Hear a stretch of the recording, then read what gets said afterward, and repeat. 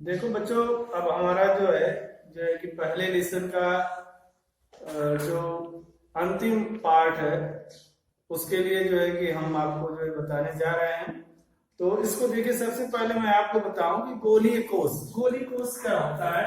जैसे गोली कोष यह होता है बच्चों की, गोली कोष वास्तव में एक सेकेंडरी गोला होता है। सेकेंडरी गोले का मतलब यह है कि ऐसा गोला, ऐसे गोलों का समूह जो जिनका केंद्र जो है एक ही हो किंतु उनकी त्रिज्याएं क्या हो, अलग अलग हो। ऐसे गोलों को हम क्या कहते हैं, सकेंद्रीय गोला। इसके लिए सबसे सरल उदाहरण जो है आपको मैं बताऊं कि आपने बैरिंग देखा होगा। बैरिंग बैरिंग में देखेंगे, ऊपर से एक आवरण होता है, बीच में जो है छर्रे लगे होते हैं, फिर नीचे एक आवरण होता है। तो यह हमारा एक गोलीय कोष हो गया।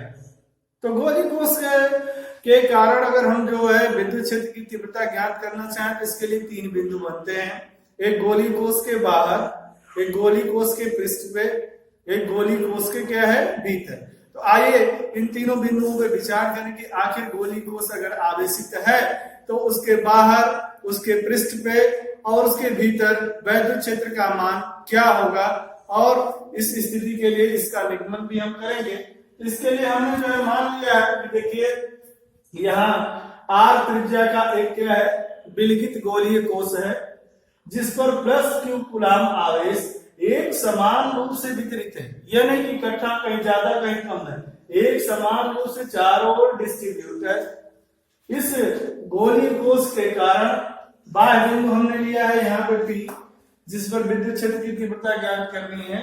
यह गोली कोष का पृष्ठ है और यह गोली कोष के भीतर एक बिंदु हमने पी डैश लिया है जिस पर विद्युत क्षेत्र की तीव्रता हमें ज्ञात करनी है। इसके लिए हम चलते हैं क्रमवार तरीके से कि हम पहले बाह्य बिंदु पर जो है विद्युत क्षेत्र की तीव्रता जो है ज्ञात करने के लिए थोड़ी सी भूमिका आपको लिखनी पड़ेगी। बिना इंट्रोडक्शन की कुछ नई चीज की उत्पत्ति नहीं होती है, इसके लिए इंट्रोडक्शन आपको लेना पड़ेगा। हमने मान लिया है कि माना एक विलगित गोली कोष के जो है केंद्र से आर दूरी पर जो जिसकी तृतीय जो आर दूरी है गोली कोष की त्रिज्या से अपेक्षाकृत क्या है, बड़ी है, पर स्थित बिंदु पी पर विद्युत क्षेत्र की तीव्रता ज्ञात करनी है। इसके लिए हम बिंदु पी से जो है कि गोली कोष के केंद्र को ओ को जो है केंद्र मानकर आर त्रिज्या का एक जो है गॉसियन गोली कोष जो है खींचते हैं और इस गॉसियन गोली कोष पर जो एक छोटा सा जो है लघु क्षेत्रफल अवयव डीए लेते हैं। अब ध्यान दीजिएगा कि गोली कोष के जो गॉसियन पृष्ठ जो खींचा गया है ये काल्पनिक है, तो इसमें जो लघु क्षेत्रफल अवयव ये हम थोड़ा सा लिए हैं डीए, जिस पर विद्युत क्षेत्र जो है पृष्ठ के लंबवत बाहर की तरफ होगा और क्षेत्रफल सदिश की दिशा सदैव आपको बताई गई है। पहले टॉपिक में हमने बताया था कि हमेशा किसी भी क्षेत्रफल से जो है सदैव लंबवत बाहर की ओर होती है, अर्थात ये जो वैद्युत क्षेत्र सदिश है और ये जो क्षेत्रफल सदिश है ये दोनों की दिशाएं समान होंगी, अर्थात इनके बीच का कोण बच्चों शून्य होगा।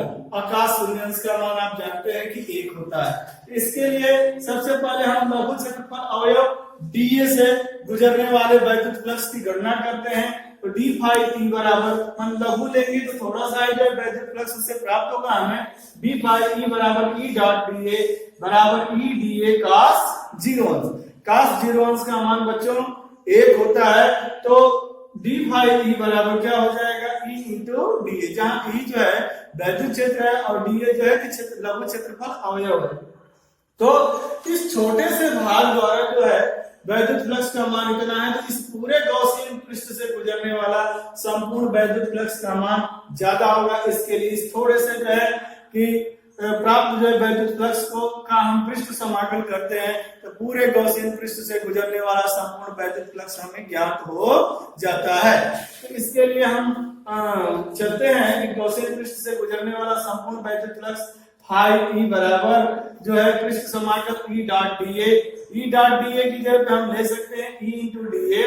ई तो कांस्टेंट है, नियतांक है, तो अगर पृष्ठ समाकल डीए करें तो गोले का जो है कि वक्र पृष्ठ जो होता है 4 पाई आर स्क्वायर होता है। अगर ये तो बेसिक तरीके से आधारभूत तरीके से जो है हमने निकाला कि कहने का मतलब एक गोलीय कोष के जो है कि गॉसियन पृष्ठ से जो है गुजरने वाला संपूर्ण वैद्युत फ्लक्स ई गुणे 4 पाई आर स्क्वायर। इसके लिए हम अगर गॉस की प्रमेय का प्रयोग करें तो इस पृष्ठ से घिरा हुआ कुल नेट आवेश प्लस Q कूलाम है, तो गॉस की प्रमेय से इस पृष्ठ से गुजरने वाला संपूर्ण वैद्युत फ्लक्स फाई E बराबर जो है Q बटा में एप्सिलॉन 0।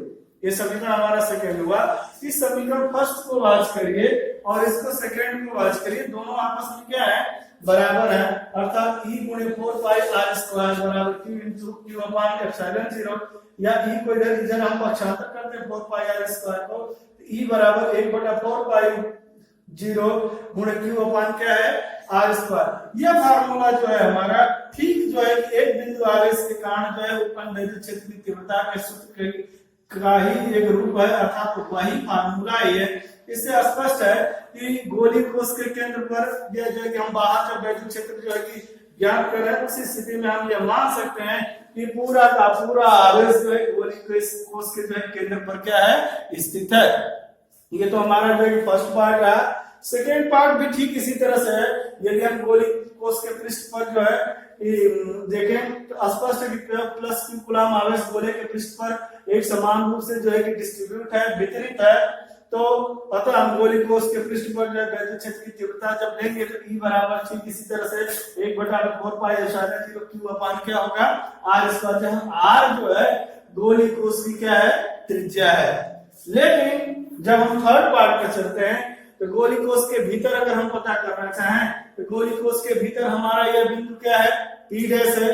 तो P डैश के चारों P डैश से होते हुए अगर वो केंद्र मानकर एक गॉसियन पृष्ठ खींचे, इस गॉसियन पृष्ठ के भीतर कोई भी आवेश स्थित नहीं है।